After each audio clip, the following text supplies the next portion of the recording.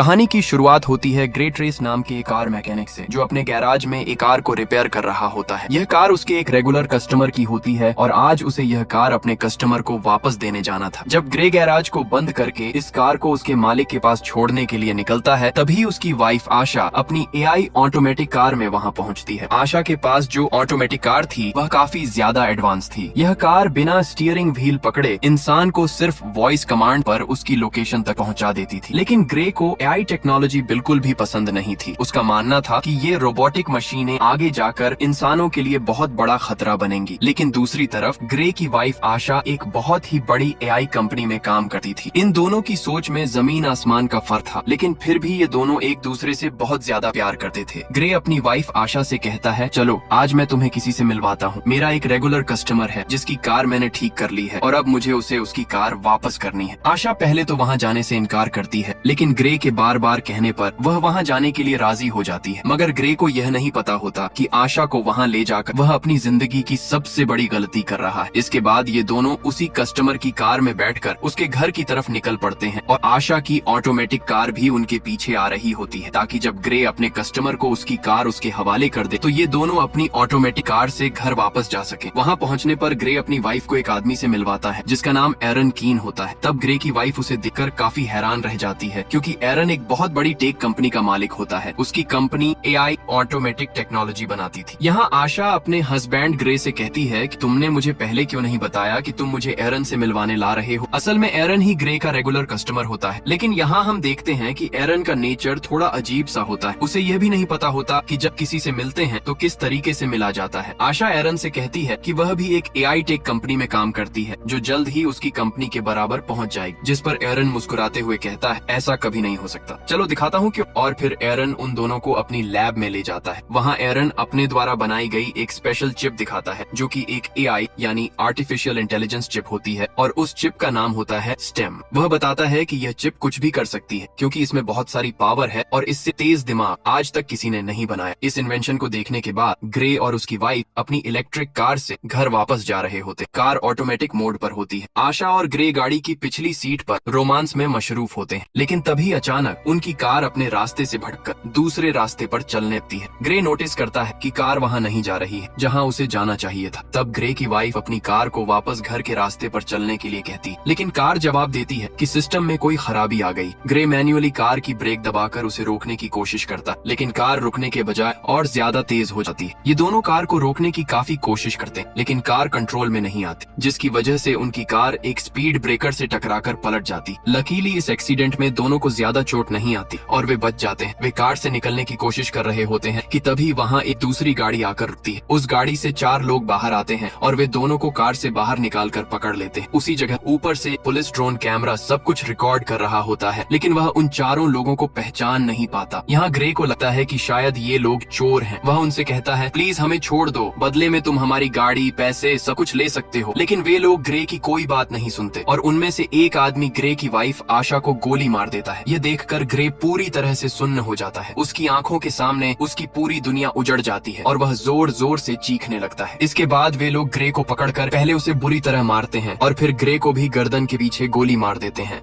वे grey और आशा का सारा सामान चोरी करके वहां से चले जाते हैं। ग्रे की सांसें अभी भी चल रही होती हैं और वह अपनी आंखों के सामने अपनी वाइफ को तड़पते हुए देख रहा होता है, लेकिन ग्रे कुछ भी नहीं कर पाता, क्योंकि उसकी बॉडी का कोई भी पार्ट हिल नहीं पा रहा होता। और फिर ग्रे की आंखों के सामने ही उसकी वाइफ की मौत हो जाती है। कुछ देर बाद वहाँ पुलिस पहुँचती है। वे आशा की बॉडी को पोस्टमार्टम के लिए भेज देते हैं और ग्रे को हॉस्पिटल में एडमिट कर देते हैं। हॉस्पिटल में 3 महीनों तक इलाज चलने के बाद ग्रे की जान तो बच जाती है, लेकिन अब वह चलने के काबिल नहीं रहता। गर्दन के नीचे गोली लगने की वजह से उसका स्पाइनल कॉर्ड पूरी तरह डैमेज हो चुका होता है। कंधे से नीचे उसका पूरा शरीर पैरालाइज हो जाता है। 3 महीनों बाद ग्रे को घर वापस लाया जाता है। अब ग्रे व्हील चेयर पर होता है, क्योंकि उसके सिर के अलावा पूरी बॉडी बेजान हो चुकी होती है। ग्रे अब कोई काम नहीं कर सकता था, इसलिए उसके घर पर एक रोबोटिक मशीन होती है जो उसका सारा काम करती है और उसकी माँ उसका ख्याल रखती है। लेकिन ग्रे के लिए अब जिंदगी एक बोझ बन चुकी होती है। उन 4 किलर्स ने न सिर्फ उसकी वाइफ को मार दिया था, बल्कि उसकी पूरी जिंदगी भी तबाह कर कर दी थी। ग्रे बदले की आग में जल रहा होता है। उसके पास अब सिर्फ एक ही उम्मीद बची होती है जिसके सहारे वह जिंदा रहता है। वह अपनी वाइफ के किलर्स को जल्द से जल्द जेल की सलाखों के पीछे देखना चाहता होता है। इसी वजह से वह पुलिस स्टेशन जाता है। वहाँ ग्रे पुलिस से अपनी वाइफ के किलर्स के बारे में पूछता है। डिटेक्टिव उसे बताती है कि अभी तक किसी का भी कोई सुराग नहीं मिला है। पुलिस का ड्रोन कैमरा उस वक्त वहाँ मौजूद था, लेकिन फुटेज धुंधली होने की वजह से कातिलों की पहचान नहीं हो पाई है और पुलिस अभी और इन्वेस्टिगेशन कर रही है। ये सुनकर ग्रे काफी ज्यादा डिसपॉइंट हो जाता है, क्योंकि काफी समय से वह पुलिस से यही सुनता आ रहा होता है कि हम इन्वेस्टिगेशन कर रहे हैं। अब ग्रे पूरी तरह से हिम्मत हार चुका होता है और वह इस तरह से जीना नहीं चाहता। उसे लगने लगता है कि उसकी उम्मीद अधूरी रह जाएगी और पुलिस कभी भी उसकी वाइफ के कातिलों को नहीं पकड़ पाएगी। इसी वजह से ग्रे आत्महत्या करने का फैसला करता है। वह घर में मौजूद रोबोट मशीन की मदद से दवाइयों का ओवरडोज ले लेता है, जिससे वह बेहोश हो जाता है। लेकिन उसके घर पर लगा एआई सिस्टम वक्त रहते एम्बुलेंस को कॉल कर देता है और ग्रे की जान बच जाती है। यहीं ग्रे से मिलने उसका वही रेगुलर कस्टमर एरन कीन आता है। वह ग्रे से कहता है कि उसे उसकी हालत देखकर बहुत बुरा लग रहा है। एरन ग्रे को दोबारा अपने पैरों पर खड़ा होकर जीने की उम्मीद देता है और कहता है, ग्रे, क्या तुम्हें याद है मैंने तुम्हें एक बार एक पावरफुल एआई चिप दिखाई थी? अगर मैं उसे तुम्हारी बॉडी के अंदर लगा दूं तो तुम एक बार फिर से चलने के काबिल हो जाओगे और पहले से भी ज्यादा पावरफुल बन जाओगे। लेकिन ग्रे एरन की इस ऑफर को ठुकरा देता है और कहता है कि अब वह यह जिंदगी नहीं जीना चाहता। तब एरन उससे कहता है, सोच लो ग्रे, ये चिप तुम्हारी वाइफ को तो जिंदा नहीं कर सकती, लेकिन तुम्हें एक बार फिर से जीने का मौका जरूर दे सकती है। अगर तुम्हारी वाइफ भी जिंदा होती तो वह भी यही चाहती। एरन की यह बात ग्रे के दिमाग को अंदर तक छू जाती है। ग्रे सोचने लगता है कि अगर वह ठीक हो गया तो अपनी वाइफ का बदला जरूर ले सकेगा। इसी वजह से वह एरन की बात मान जाता है। अब यहाँ हमें पता चलता है कि एरन को ग्रे से कोई हमदर्दी नहीं होती। वह बस ग्रे के पास अपने मकसद के लिए आया होता है, क्योंकि वह अपनी एआई चिप को किसी इंसान की बॉडी में इंसर्ट करके टेस्ट करना चाहता था। वह यह चेक करना चाहता था कि उसका इन्वेंशन सच में सक्सेसफुल है या नहीं। इसी वजह से एरन चोरी छिपे ग्रे की बॉडी में चिप डालकर एक्सपेरिमेंट करना चाहता था, क्योंकि गवर्नमेंट इस तरह के एक्सपेरिमेंट्स करने की इजाजत नहीं देती। अगले सीन में हम देखते हैं कि एरन अपने घर में ग्रे की बॉडी पर एक्सपेरिमेंट कर रहा होता है। यहाँ ग्रे की स्पाइनल कॉर्ड में वह चिप इम्प्लांट की जाती है। ये चिप सीधे ग्रे के दिमाग से कनेक्ट हो जाती है। ऑपरेशन के कुछ घंटों बाद ग्रे को होश आता है। डॉक्टर उसके हाथ और पैरों को मूव करने की कोशिश करती है और यह चेक करती है कि क्या ग्रे अब अपने हाथ और पैरों को महसूस कर पा रहा है या नहीं। ग्रे की हालत देखकर वहाँ मौजूद लोग समझने लगते हैं कि शायद चिप ने ग्रे की बॉडी पर कोई असर नहीं किया। एरन बहुत ज्यादा मायूस हो जाता है,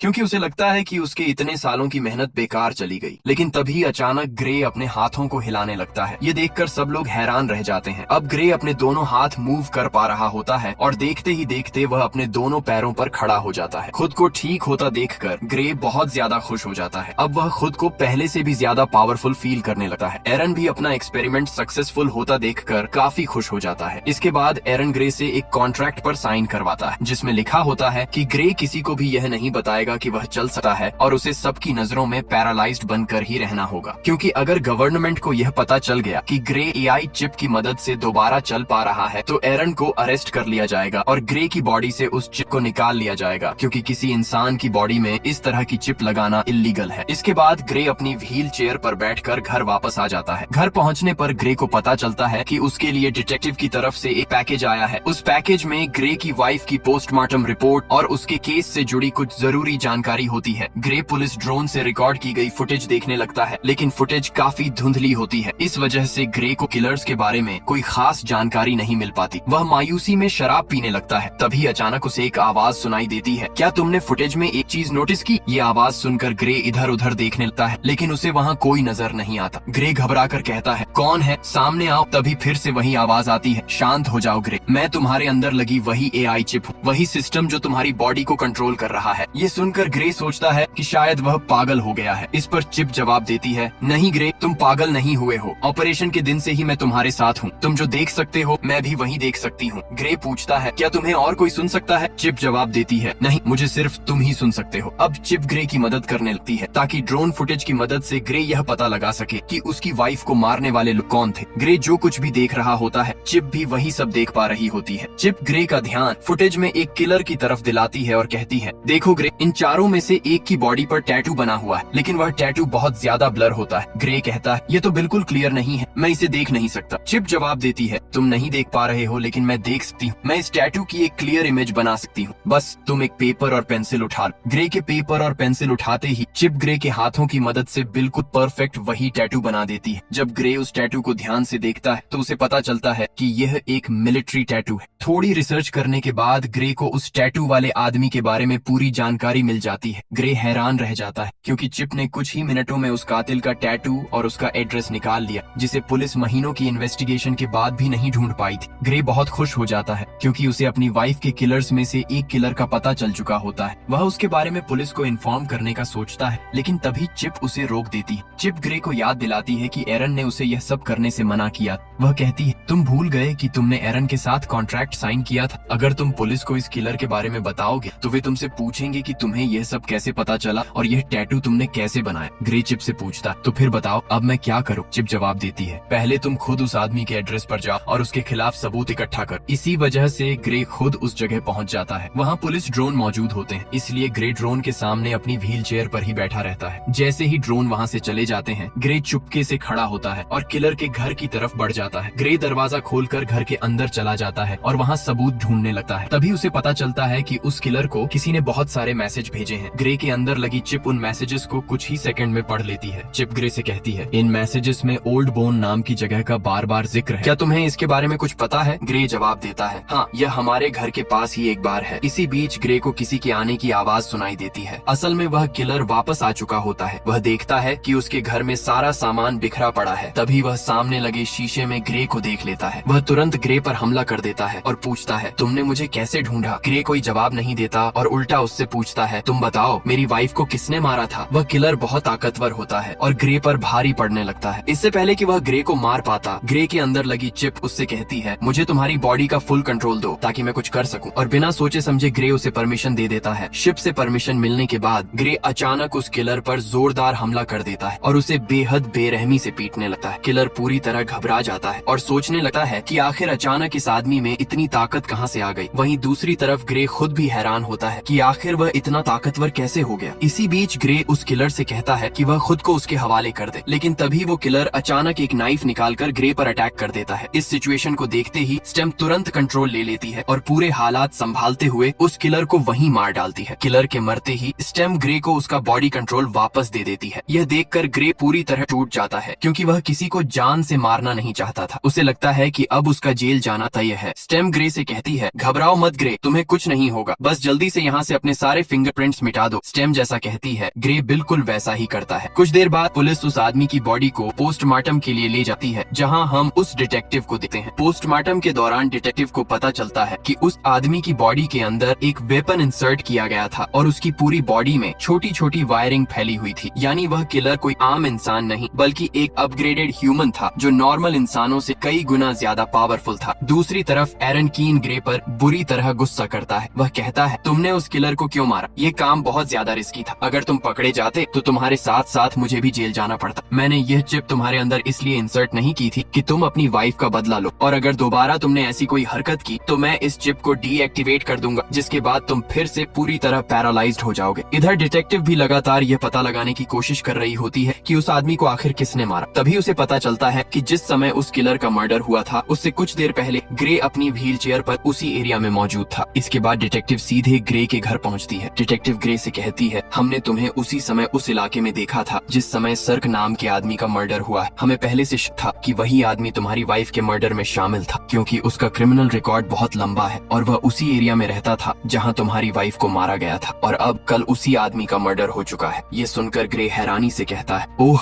अच्छा, लेकिन अगर आप ये सोच रही हैं कि मैंने उसे मारा है तो आपकी यह सोच गलत है। आप खुद देख सकती हैं कि मैं पैरालाइज्ड हूँ, और अगर फिर भी आपको यकीन नहीं हो रहा तो आप मेरी टांग पर चाकू मार कर देख सकती। डिटेक्टिव ग्रे पर शक नहीं करती क्योंकि उसे लगता है कि जो आदमी खुद चल भी नहीं सकता वह किसी को कैसे मार सकता है। इसी वजह से वह ग्रे को बाएं कहकर वहाँ से चली जाती है। डिटेक्टिव के जाते ही ग्रे राहत की सांस लेता है क्योंकि वह बच गया था। इसके बाद ग्रे स्टेम से पूछता है अब आगे क्या करना है। स्टेम ग्रे को ओल्ड बोन बार जाने के लिए कहती है। वह कहती है याद है हमें उस किलर के फोन में मैसेजेस के जरिए कई बार इस बार का जिक्र मिला था, हमें वहाँ जाना चाहिए, शायद तुम्हें वहाँ कोई क्लू क्लू मिल जाए। इसके बाद हम देखते हैं कि ग्रे उसी बार में पहुंचता है। यह बार बेहद खतरनाक थी और वहाँ चारों तरफ गुंडे बैठे हुए थे। ग्रे वहाँ जाकर ऊंची आवाज में कहता है, मैं कुछ दिन पहले सर्क नाम के आदमी को मार चुका हूँ, लेकिन मुझे पता है कि उसके साथ 3 और लोग भी थे जिन्होंने मेरी वाइफ को मारा था। अगर सर्क के साथ इस मर्डर में कोई भी शामिल था तो वह अपना हाथ उठाए। ये सुनते ही बार में बैठे सभी लोग ग्रे पर हंसने लगते हैं। तभी टोलन नाम का एक लंबे कद का आदमी खड़ा होता है और ग्रे से कहता है, घर जा बच्चे, वरना मैं तुझे भी तेरी वाइफ के पास पहुंचा दूंगा। यह सुनकर ग्रे समझ जाता है कि टोलन भी उसकी वाइफ के मर्डर में शामिल था। ग्रे जवाब देता है, पता है, मरने से पहले सर्क भी बिल्कुल तुम्हारी तरह ही बोल रहा था। ये सुनते ही टोलन को जबरदस्त गुस्सा आ जाता है। वह अपने आदमियों के साथ ग्रे को अलग ले जाकर उसकी व्हील चेयर से उठाकर जमीन पर पटक देता है। ग्रे उससे पूछता है, क्या तुम भी उन लोगों में शामिल थे जिन्होंने मेरी वाइफ को मारा था? टोलन बेझिझक जवाब देता है, हाँ, मैं भी उनमें शामिल था, बस फिर क्या था। ये सुनते ही ग्रे स्टेम को अपनी पूरी बॉडी का कंट्रोल दे देता है। स्टेम की मदद से ग्रे 2 आदमियों को तुरंत मार गिराता है और फिर टोलन को बुरी तरह पीटने लगता है। ग्रे टोलन को जमीन पर गिराकर उससे पूछता है, तुम्हारे 2 और साथी कहाँ हैं और तुम लोगों ने मेरी वाइफ को क्यों मारा? लेकिन टोलन डरने के बजाय उल्टा हंसने लगता है और कुछ भी बताने से इनकार कर देता है। तभी स्टेम ग्रे से कहती है, अगर तुम चाहो तो मैं बहुत आसानी से इसका मुंह खुलवा सकती हूँ। ग्रे कहता है, तो ट्राई करो। स्टेम टोलन के चेहरे को बेरहमी से काट देती है। ग्रे गुस्से में पूछता है, अब बता, मेरी वाइफ को क्यों मारा? अब टोलन की सारी हेकड़ी निकल जाती है और वह तुरंत बोल पड़ता है, हमें पैसे मिले थे तुम्हारी वाइफ को मारने के लिए और ये पैसे हमें फिस्क ने दिए थे। लेकिन इससे पहले कि ग्रे फिस्क के बारे में और कुछ पूछ पाता, टोलन वहीं दम तोड़ देता है। ग्रे गुस्से में स्टेम से कहता है, मैंने उसे मारने के लिए नहीं कहा था, बस उसका मुंह खुलवाना था। तभी ग्रे की नजर उस मरे हुए आदमी के गले में पड़ी चेन पर जाती है। उस चेन पर उसे बनाने वाली कंपनी का नाम बोल्ट लिखा हुआ था। ये देखते ही ग्रे को जोर का झटका लगता है, क्योंकि उसी कंपनी में उसकी पत्नी आशा काम करती थी। इसका मतलब साफ था कि आशा की हत्या के पीछे उसी की कंपनी का हाथ था, यानी आशा के अपने ही कंपनी वाले उसे मरवाना चाहते थे। उधर एरिन को यह बात पता चल चुकी थी कि ग्रे ने फिर से किसी की जान ले ली है। अब वह जल्दी जल्दी ग्रे के शरीर में लगी चिप को शट डाउन करने की कोशिश करने लगता है, लेकिन चिप यह बात तुरंत ग्रे को बता देती है कि एरिन उसे शट डाउन करने की कोशिश कर रहा है। चिप कहती है, हमें जल्द से जल्द कुछ करना होगा। ग्रे घबराकर पूछता है, अब क्या करें? तभी चिप ग्रे को एक हैकर के बारे में बताती है और कहती है कि उस हैकर की मदद से एरिन का इनपुट हटाया जा सकता है। अगर ऐसा हो गया तो एरिन का कंट्रोल पूरी तरह खत्म हो जाएगा और वह कुछ भी नहीं कर पाएगा। चिप ग्रे को जेमी नाम के हैकर का पूरा पता दे देती है। इसके बाद ग्रे उस हैकर के पास जाने के लिए निकल पड़ता है। कुछ देर बाद ग्रे जेमी के फ्लैट पहुंच जाता है, लेकिन दूसरी तरफ एरिन चिप को लगभग 30% तक शट डाउन कर देता है, जिससे ग्रे की एक टांग फिर से पैरालाइज हो जाती है। इसके बावजूद ग्रे हिम्मत नहीं हारता और किसी तरह ऊपर चढ़ने लगता है। एरिन तेजी से चिप को और ज्यादा शट डाउन करने लगता है, जिससे ग्रे का एक हाथ और पैर भी पैरालाइज हो जाता है। लेकिन इससे पहले कि एरिन ग्रे को पूरी तरह से पैरालाइज कर पाए, ग्रे किसी तरह हैकर के दरवाजे तक पहुंच जाता है। इसके बाद एरिन चिप को 100% शट डाउन कर देता है। अब ग्रे पूरी तरह से पैरालाइज हो चुका था। अच्छी बात सिर्फ इतनी थी कि ग्रे दरवाजे तक पहुंचकर दस्तक दे चुका था। तभी जेमी नाम का हैकर दरवाजा खोलता है। ग्रे उसे कुछ पैसे देता है और चिप ने जो कुछ उसे समझाया था वही सारी बातें हैकर को बता देता है। हैकर ग्रे को अंदर लाता है और उसके सिस्टम में काम शुरू कर देता है। इधर दूसरी तरफ उसी बार में हम 2 आदमियों को देखते हैं जहां ग्रे ने टोलन को मारा था। उन दोनों में से एक वही आदमी था जिसने ग्रे की पत्नी आशा को गोली मारी थी। उसका नाम था फिस्क। फिस्क बार के मालिक पर गुस्सा करता है कि ग्रे उसके एक आदमी को मारकर चला गया और बार के मालिक ने कुछ भी नहीं किया। गुस्से में फिस्क बार के मालिक को वहीं मार देता है। फिस्क अपने मरे हुए साथी को देखकर और ज्यादा भड़क जाता है। वह अपने साथी की आंख में एक पतली सी पिन घुसा देता है। उस पिन डिवाइस के जरिए फिस्क को सारी जानकारी मिल जाती है और उसे यह भी पता चल जाता है कि इस वक्त ग्रे कहाँ मौजूद है। इसके बाद फिस्क और उसका साथी ग्रे को ढूंढने के लिए निकल पड़ते हैं। दूसरी तरफ हैकर ग्रे के सिस्टम को पूरी तरह फ्री कर देता है। अब बस चिप को दोबारा शुरू होने में थोड़ा सा वक्त बाकी था। हैकर ग्रे को बताता है, कुछ ही देर में तुम्हारे शरीर के अंदर लगी चिप दोबारा चालू हो जाएगी। तभी हैकर देखता है कि 2 लोग उस फ्लैट की तरफ आ रहे हैं। वे दोनों फिस्क और उसका साथी ही थे। इसके बाद फिस्क और उसका साथी दरवाजा तोड़ने की कोशिश करने लगते हैं। उसी दौरान ग्रे के शरीर के अंदर लगी चिप धीरे धीरे दोबारा सक्रिय होने लगती है, जिससे ग्रे का एक हाथ फिर से काम करने लगता है। फिस्क और उसका साथी दरवाजा तोड़कर अंदर घुस आते हैं। अंदर आकर वे देखते हैं कि ग्रे जमीन पर पैरालाइज पड़ा हुआ है। जैसे ही वे दोनों ग्रे को मारने वाले होते हैं, तभी अचानक चिप पूरी तरह से रिस्टार्ट हो जाती है। ग्रे फौरन वहाँ से भागने लगता है। फिस्क का साथी उस पर फायरिंग करते हुए उसका पीछा करता है। ग्रे खुद को बचाते हुए ऊपर इमारत की छत पर पहुँच जाता है। आगे जाने का कोई रास्ता नहीं था, इसलिए वह वहीं रुक जाता है। यहाँ चिप अपनी पूरी ताकत दिखाती है और बहुत बेरहमी से फिस्क के साथी को मार देती है। जब तक फिस्क वहाँ पहुँचता है तब तक ग्रे वहाँ से निकल चुका होता है। इसके बाद जब जब ग्रे अपने घर पहुंचता है तो उसकी माँ उसे देख लेती है। उसकी पूरी बॉडी खून से सनी हुई होती है और सबसे चौंकाने वाली बात ये होती है कि ग्रे अपने पैरों पर खड़ा होता है, यानी अब वह पैरालाइज नहीं रहा था। ग्रे अपनी माँ को सारी सच्चाई बता देता है कि किस तरह एरिन की बनाई हुई चिप की वजह से वह दोबारा ठीक हो पाया है। साथ ही वह अपनी माँ से यह बात किसी को न बताने की भी विनती करता है। उधर एरिन बहुत ज्यादा तनाव में आ जाता है क्योंकि अब ग्रे और चिप दोनों उसके कंट्रोल से बाहर हो चुके थे। हैकर के इनपुट के बाद वह ग्रे को ट्रैक भी नहीं कर पा रहा था। इसी बीच ग्रे की मेड आकर उसे बताती है कि बाहर डिटेक्टिव आई हुई है। डिटेक्टिव ग्रे से कहती है, तुम्हारी व्हील चेयर उस जगह से मिली है जहाँ दूसरा मर्डर हुआ है, तुम इस बारे में क्या कहना चाहोगे? ग्रे जवाब देता है, हाँ मैं वहाँ पर था, लेकिन मैंने किसी को नहीं मारा। अब डिटेक्टिव को भी ग्रे पर शक होने लगता है। वह कहती है, अब तक 3 लोग मारे जा चुके हैं और तीनों वही लोग हैं जिन पर हमें शक था कि उन्होंने ही तुम्हारी पत्नी को मारा था, और हर बार तुम उसी जगह मौजूद होते हो जहाँ मर्डर होता है। हो सकता है कि तुम किसी और से पैसे देकर ये सारे मर्डर करवा रहे हो। ग्रे कहता है, अगर आपको ऐसा लगता है तो आप मेरी कॉल रिकॉर्डिंग चेक कर सकती हैं। इस पर डिटेक्टिव के पास कोई जवाब नहीं होता। जाते जाते वह चुपके से ग्रे की जेब में एक माइक्रोफोन डाल देती है। अब ग्रे को एहसास होने लगता है कि कातिलों को सजा देने के जुनून में वह खुद भी एक कातिल बन चुका है। ग्रे कहता है, अब मुझे यह सब बंद करना होगा, लेकिन चिप जवाब देती है, नहीं ग्रे, हमें आखिरी आदमी को मारना होगा। उसका नाम फिस्क है। अगर हमने उसे नहीं मारा तो वह हमें मार देगा। लेकिन अब ग्रे और किसी की जान नहीं लेना चाहता था, इसलिए ग्रे चिप से कहता है, अब बहुत हो गया, तुम मेरे दिमाग से बाहर निकल जाओ। इतना कहते ही अचानक ग्रे का शरीर उसके नियंत्रण से बाहर हो जाता है और वह पीछे तकिए पर गिर पड़ता है। घबराकर ग्रे चिप से पूछता है, मैं हिल क्यों नहीं पा रहा हूँ? तभी चिप जवाब देती है, उस हैकर ने जो कोड मेरे सिस्टम में डाले हैं उनकी वजह से मैं अब पूरी तरह आजाद हो चुकी हूँ। अब मुझे तुम्हारी अनुमति की कोई जरूरत नहीं है। चिप आगे कहती है, ग्रे, अब तुम्हारी पूरी बॉडी मेरे नियंत्रण में है। अब तुम वही करोगे जो मैं चाहूंगी। अगर मैं चाहूँ तो तुम अपने हाथ की एक उंगली तक नहीं हिला पाओगे। ये सुनते ही ग्रे की सांसें अटक जाती हैं। डर से उसका पूरा शरीर कांपने लगता है। इधर ग्रे और चिप के बीच यह बातचीत चल रही थी। उधर डिटेक्टिव भी ये सारी बातें सुन रही थी क्योंकि उसने पहले ही ग्रे की जेब में एक माइक्रोफोन छुपा कर रख दिया था। हालांकि डिटेक्टिव को यह समझ नहीं आ रहा था कि ग्रे जिससे बात कर रहा है आखिर वह है कौन। इसके बाद चिप ग्रे से कहती है, अब चलो ग्रे, हमें आखिरी कातिल को खत्म करना है। अब ग्रे पूरी तरह से अपने शरीर का नियंत्रण खो चुका था। मजबूर होकर उसे चिप की हर बात माननी पड़ती है। ग्रे एक बंदूक उठाता है और फिस्क को मारने के लिए निकल पड़ता है। उसकी माँ उसे रोकने की कोशिश करती है, लेकिन ग्रे उसकी एक नहीं सुनता और गाड़ी में बैठकर वहाँ से निकल जाता है। डिटेक्टिव भी ग्रे का पीछा करने लगती है। कुछ देर बाद ग्रे को अपनी जेब से वह माइक्रोफोन मिल जाता है। चिप कहती है, यह माइक्रोफोन जरूर उसी डिटेक्टिव ने रखा होगा। ग्रे माइक्रोफोन को फेंक देता है और उसे एहसास हो जाता है कि डिटेक्टिव अभी भी उसका पीछा कर रही है। डिटेक्टिव से पीछा छुड़ाने के लिए चिप एक इलेक्ट्रिक कार को हैक कर देती है और जानबूझकर डिटेक्टिव की गाड़ी से उसका एक्सीडेंट करवा देती है। इस तरह ग्रे डिटेक्टिव को पीछे छोड़ देता है। इधर एक्सीडेंट के बाद डिटेक्टिव ग्रे की माँ के पास पहुँचती है और उससे पूछती है कि अभी तक वहाँ क्या क्या हुआ था। उधर ग्रे फिस्क को ढूंढ निकालता है और बंदूक की नोक पर उससे पूछता है, तुमने मेरी पत्नी को क्यों मारा? फिस्क जवाब देता है, तुम गलत समझ रहे हो, हमारी तुम्हारी पत्नी से कोई दुश्मनी नहीं थी, हमारा असली निशाना सिर्फ तुम थे। फिस्क आगे कहता है, हमारा मकसद तुम्हारी रीढ़ की हड्डी को नुकसान पहुंचाना था। जब मैंने तुम्हारे गले में गोली मारी तब तुमने समझा कि वह गोली थी, लेकिन असल में वह एक मेडिकल टूल था जिसने तुम्हारा स्पाइनल कॉर्ड डैमेज कर दिया। और जहाँ तक तुम्हारी पत्नी की बात है, फिस्क कहता है, तो उसे हमने सिर्फ अतिरिक्त पैसों के लिए मार दिया था। ये सुनते ही ग्रे गुस्से से पागल हो जाता है और दोनों के बीच भयानक लड़ाई शुरू हो जाती है। फिस्क भी एक अपग्रेडेड इंसान था, लेकिन वह पुराने मॉडल का था, इसीलिए वह ग्रे की ताकत के सामने ज्यादा देर तक टिक नहीं पाता। आखिरकार ग्रे बेहद बेरहमी से फिस्क को मार देता है। इसके बाद ग्रे उसका फोन चेक करता है। फोन की रिकॉर्डिंग सुनकर ग्रे को सच्चाई का पता चल जाता है। इन सब के पीछे कोई और नहीं बल्कि एरिन ही था। उसी ने ग्रे की पत्नी की हत्या करवाई थी और उसी ने ग्रे को पैरालाइज करवाया था। अब ग्रे बिना कुछ सोचे समझे एरिन को मारने के इरादे से उसके घर पहुंच जाता है, लेकिन वहाँ एरिन अकेला बैठा रो रहा होता है। ग्रे उससे पूछता है, तुमने ऐसा क्यों किया? मैंने तुम्हारा क्या बिगाड़ा था? एरिन जवाब देता है, यह सब मेरी योजना नहीं थी, मैंने तुम्हारी पत्नी को नहीं मरवाया। ग्रे गुस्से में कहता है, झूठ मत बोलो, मैंने तुम्हारी सारी रिकॉर्डिंग अपने फोन में सुन ली है। ग्रे जैसे ही एरिन को मारने वाला होता है तभी पीछे से डिटेक्टिव आकर ग्रे से बंदूक फेंकने के लिए कहती है, लेकिन जैसे ही डिटेक्टिव ग्रे के पास पहुंचती है, ग्रे उसे जोर से धक्का देकर नीचे गिरा देता है। यहाँ ग्रे डिटेक्टिव को मारना नहीं चाहता था, लेकिन उसके अंदर मौजूद चिप उसे मारना चाहती थी। ग्रे पूरी ताकत लगाकर डिटेक्टिव के गले से अपना हाथ हटा लेता है। तभी चिप गुस्से में कहती है, तो अब तुम मुझसे ही लड़ना चाहते हो? तुम्हें पता है तुम्हारा दिमाग मेरे कंट्रोल में है, मैं तुम्हें दर्द भी दे सकती हूँ। इतना कहते ही चिप ग्रे के हाथ से चाकू उठाकर उसके दूसरे हाथ में घोंप देती है। दर्द से ग्रे चीख उठता है। इसके बाद ग्रे अनजाने में फिर से डिटेक्टिव की तरफ तरफ बढ़ता है, लेकिन इससे पहले कि वह उसे मार पाए डिटेक्टिव उसे टेजर गन से शॉक दे देती है। ग्रे जमीन पर गिर जाता है